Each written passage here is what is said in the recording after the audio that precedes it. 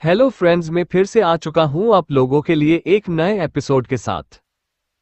तो hello guys, मैं हूं राज और आप लोग देख रहे हैं राज द स्टोरी। तो आज का वीडियो शुरू करने से पहले मैं आप लोगों को बता दूं, अगर आप लोग चैनल पर नए आए हो तो प्लीज़ चैनल को लाइक सब्सक्राइब एंड कमेंट जरूर कर देना। तो शुरू करते हैं आज का स्टोरी, तब तक के लिए बाय बाय।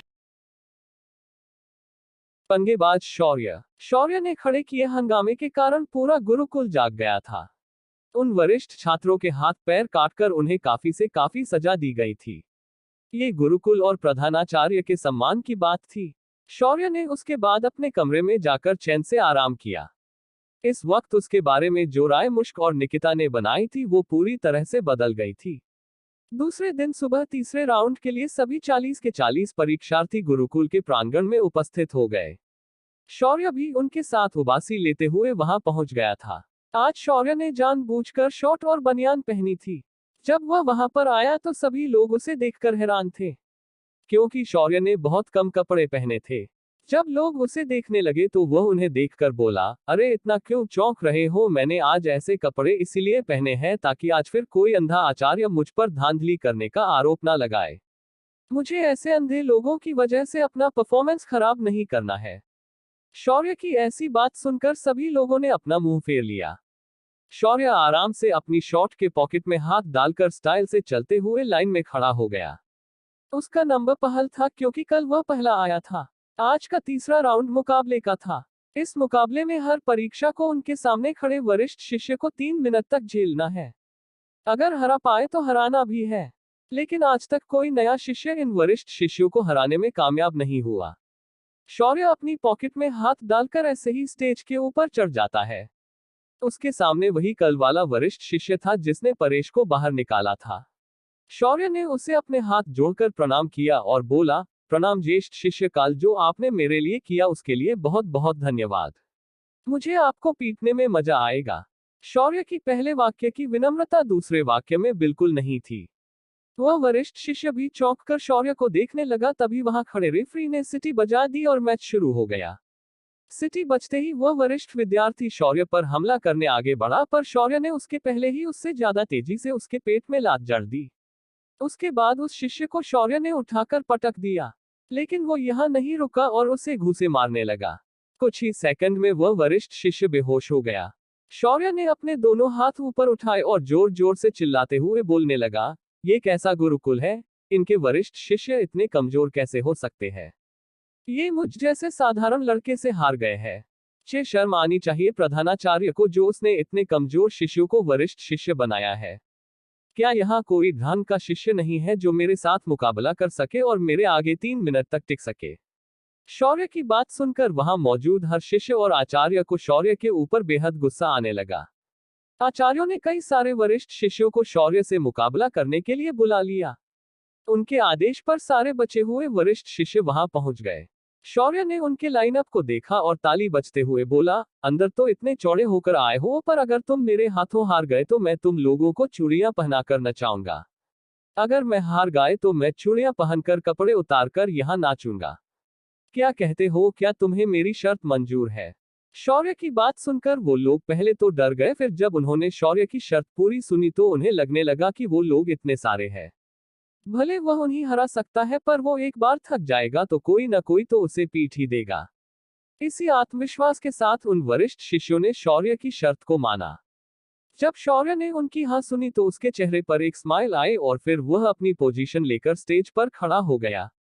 सबसे पहले एक आम वरिष्ठ शिष्य आगे आया, पर उसके कुछ कहने से पहले अंपायर ने सीटी बजा दी और शौर्य ने आगे बढ़कर उसे एक झापड़ जड़ दिया और वह वरिष्ठ शिष्य वही सो गया। उसके बाद एक के बाद एक शिष्य को शौर्य 10 सेकंड्स के अंदर पिटे जा रहा था। जब आखिरी के 3 वरिष्ठ शिष्य बचे थे तभी वहां एक सुरीली कोमल आवाज आई, परीक्षार्थी शौर्य, आप हमारे गुरुकुल का अपमान कर रहे हैं। आपका ये बर्ताव आपको पूरे गुरुकुल का दुश्मन बना सकता है। क्या आपको ये मंजूर है। ये सुनकर शौर्य उस लड़की को देखते हुए बोला, ओ आंटी, तुम तो कुछ भी बोली जा रही हो। अभी तो मैंने सिर्फ इन वरिष्ठ जोकरों को पिटा है। इसमें मैंने कुछ भी गलत नहीं किया, लेकिन वैसे तुम कौन हो जो ब्याज इस पंगे में खुद गई हो। क्या तुम्हें भी मेरे हाथों मार खाने की चूल मची है। शौर्य की उस लड़की के लिए अपमानजनक बात सभी लोगों को हैरान कर देती है। ये लड़की इस गुरुकुल की दिव्य पुत्री थी। गुरुकुल हर 10 सालों बाद गुरुकुल के दिव्य पुत्र और पुत्री का चयन करता है। उसके बाद वो गुरुकुल के वरिष्ठ आचार्य या प्रधानाचार्य बनने के लिए पात्र बनते हैं। इस वक्त शौर्य ने इस दिव्य पुत्री को सभी के सामने चुनौती दे डाली थी, वो भी ऐसी वैसी नहीं, सीधा उसे पीटने की चुनौती। इस वक्त पूरे शंभाला के अंदर कोई भी शौर्य का मुकाबला नहीं कर सकता था, क्योंकि यहाँ प्रधानाचार्य को छोड़कर कोई भी संत अधिपति स्तर का नहीं था। और होगा भी तो क्या वो शौर्य से जीत पाएगा? इसका जवाब है बिल्कुल नहीं। एक साधक और एक भगवान में बहुत बड़ा अंतर होता है। शौर्य की ये चुनौती सुनकर वह दिव्य पुत्री गुस्से से आग बबूला हो गई और हाथ में अग्नि प्रकट करके उसके ऊपर हमला करने के लिए चली आई। उसे देखकर शौर्य ने उससे चिढ़ा हुए चीखने की एक्टिंग की और उसके चिंक से उसके हाथ की अग्नि गायब हो गई।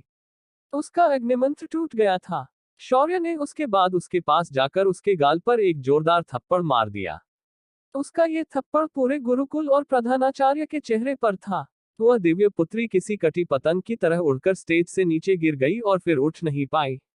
उसकी ये दशा देखकर बाकी आचार्य भी अब शौर्य से गुस्सा हो गए, पर तभी शौर्य उन्हें देखकर बोला, जब तक मेरा इन बचे हुए वरिष्ठ शिष्यों के साथ मुकाबला खत्म नहीं होता, यहाँ कोई भी आकर मुझे रोकेगा नहीं, वरना उसकी हालत इस पागल लड़की से ज्यादा बुरी होगी। अपना कहना खत्म करके शौर्य उन बचे हुए वरिष्ठ शिष्यों को देखने लगा। वो लोग अब शौर्य से बहुत ज्यादा डर गए थे। उनकी हालत खराब हो गई थी। उन्हें उनके सामने खड़ा शौर्य किसी जल्लाद से कम नहीं लग रहा था। फिर भी शौर्य ने उन्हें एक मौका देते हुए कहा, अगर अकेले आने में डर लग रहा है तो एक काम करो, तुम लोग एक साथ आ जाओ और मुझे हरा दो। अगर तुम कामयाब हुए तो मैं चूड़ियों को पहनकर तुम्हारे सामने कपड़े उतार कर नाचूंगा। शौर्य की ये बात सुनकर वो लोग खुश हो गए और तीनों एक साथ शौर्य पर हमला करने के लिए निकल पड़े। पर उनके सारे अरमान धूल में तब मिल गए जब अंपायर की सीटी बजते ही वो तीनों हवा में उड़कर स्टेज से बाहर जाकर गिर गए और बेहोश हो गए। पूरे मैदान में एक भयानक सन्नाटा फैल गया था। शौर्य ने उसके बाद वहां खड़ी एक महिला आचार्य से उनकी चूड़ियां मांगी। इस पर उस आचार्य ने हिचकिचाते हुए अपनी और बाकी लड़कियों की चूड़ियां निकाली और शौर्य को दे डाली। इस पूरे चुनौती में शौर्य से सिर्फ लड़कों ने ही मुकाबला किया था, सिर्फ उस दिव्य पुत्री को छोड़कर। शौर्य का ये बाबा अंदाज सभी परीक्षार्थियों को बहुत पसंद आया था, मगर किसी भी गुरुकुल के आचार्य को ये पसंद नहीं आया। शौर्य ने सभी की इज्जत यहाँ उतार दी थी। शौर्य ने सारी चूड़ियां हवा में फेंकी और वो सीधा उन लड़कों के हाथ में जाकर फंस गई। शौर्य ने ये करके जोर से हंसते हुए कहा, क्या यही तुम्हारे गुरुकुल का स्तर है? देखो लोगों, तुम्हारे इस गुरुकुल की हैसियत, ये लोग इतने कमजोर छात्र तैयार करते हैं जो मेरे जैसे मामूली लड़के को भी हरा नहीं सकते हैं। शौर्य खड़े खड़े पूरे गुरुकुल की इज्जत उतार कर उसे तार तार करके सभी लोगों के सामने रख रहा था। इस वजह अब आचार्यों को खुद को काबू करना कठिन हो रहा था। तभी एक हैंडसम लड़का मैदान में हवा से उतर गया। उसके पैरों में जो जूते थी वो जादुई थे, जिनके मदद से वह हवा में उड़ पा रहा था।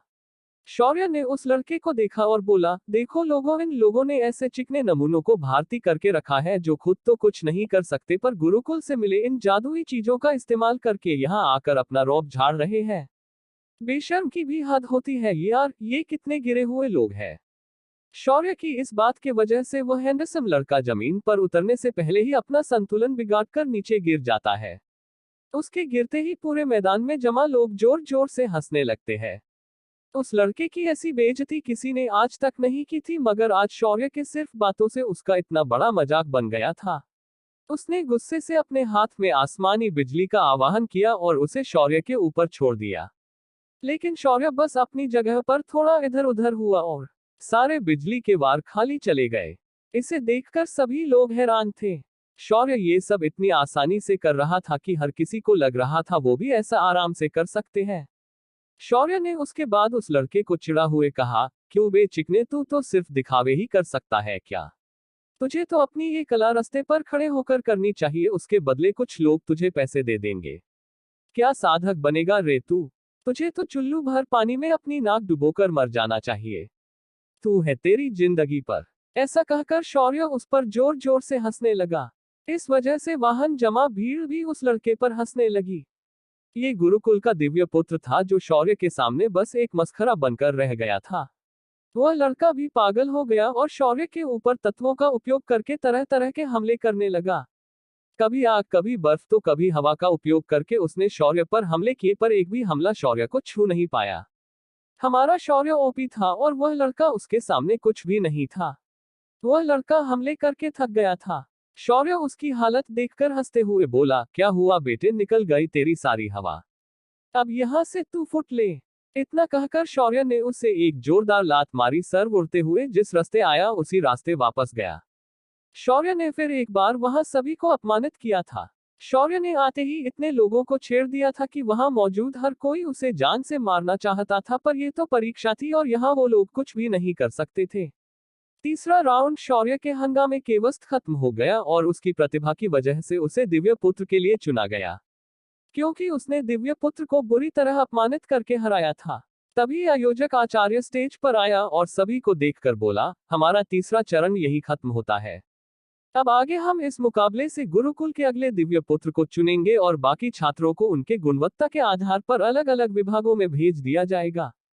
तभी स्टेज पर आसमान से एक सफेद बालों वाला एक बूढ़ा आदमी उतर गया। ये प्रधानाचार्य था, जिसका शौर्य बेसब्री से इंतजार कर रहा था। प्रधानाचार्य ने शौर्य की सारी हरकतें कल से देखी थी। उसे बार बार ऐसा लग रहा था कि इसे उसने कहीं देखा है, पर उसे याद नहीं आ रहा था। प्रधानाचार्य स्टेज पर उतरकर शौर्य के सामने गया और शौर्य से बोला, इस गुरुकुल के नियमों के अनुसार तुम अगले दिव्य पुत्र के पद के लिए योग्य हो, लेकिन दिव्य पुत्र बनने के बाद तुम्हें हर उस शिष्य की चुनौती स्वीकारने होगी जो तुम्हें इस पद को पाने के लिए चुनौती देगा।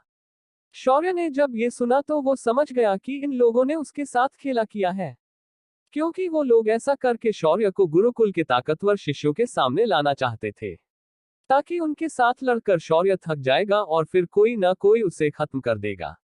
पर उन्हें क्या पता कि उनकी ये चाल उन्हीं पर उल्टी पड़ जाएगी।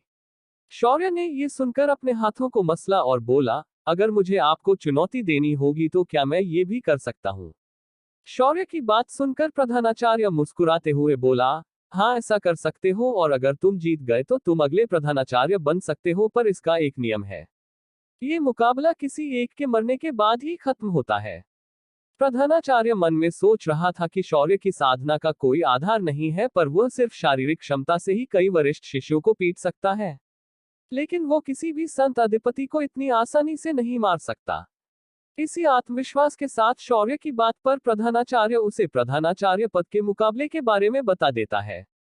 पर उसे क्या पता था कि अगले ही पल शौर्य उसे ऐसा कुछ पूछ लेगा कि उसकी हालत खराब करके रख देगा। शौर्य ने फिर एकदम मासूमियत से पूछा, देखिए प्रधानाचार्य जी, आप इन सभी लोगों के सामने मुझे ये बता रहे हैं, आप अपने शब्दों से मुकर नहीं सकते। शौर्य की बात पर प्रधानाचार्य उसके कंधे पर हाथ रखकर कहता है, नहीं मैं ऐसा नहीं कर सकता, एक बार जो मैंने वचन दे दिया तो मैं अपने आप की भी नहीं सुनता। वैसे बेटा तुम्हारा नाम क्या है? शौर्य ने अपनी बात कंफर्म कर ली, फिर उसने प्रधानाचार्य को अपना नाम बता दिया। ये तो बहुत अच्छी बात है, वैसे मेरा नाम शौर्य है।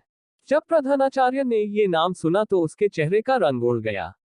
वो इतना डर गया था कि उसे वहीं पर खड़े खड़े पसीना फूटने लगा।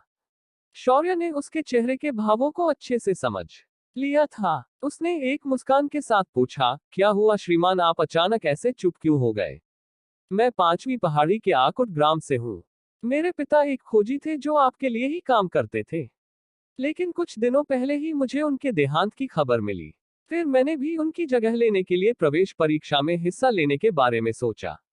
शौर्य ने बड़ी मासूमियत के साथ ये झूठ प्रधानाचार्य के मुंह पर बोला। शौर्य की बात सुनकर प्रधानाचार्य ने एक गहरी सांस ली। फिर उन्होंने शौर्य का कंधा थपथपाया और आगे कहा, मुझे गर्व है कि खोजियों के खानदान से कोई इतना प्रतिभाशाली होगा। अब आगे क्या करने वाला है शौर्य इस बात पर? क्या शौर्य शंभाला गुरुकुल का प्रधानाचार्य बनने के सपने देख रहा है? क्या होगा जब गुरुकुल को पता लगेगा कि उस खोजी के परिवार में कोई नहीं था?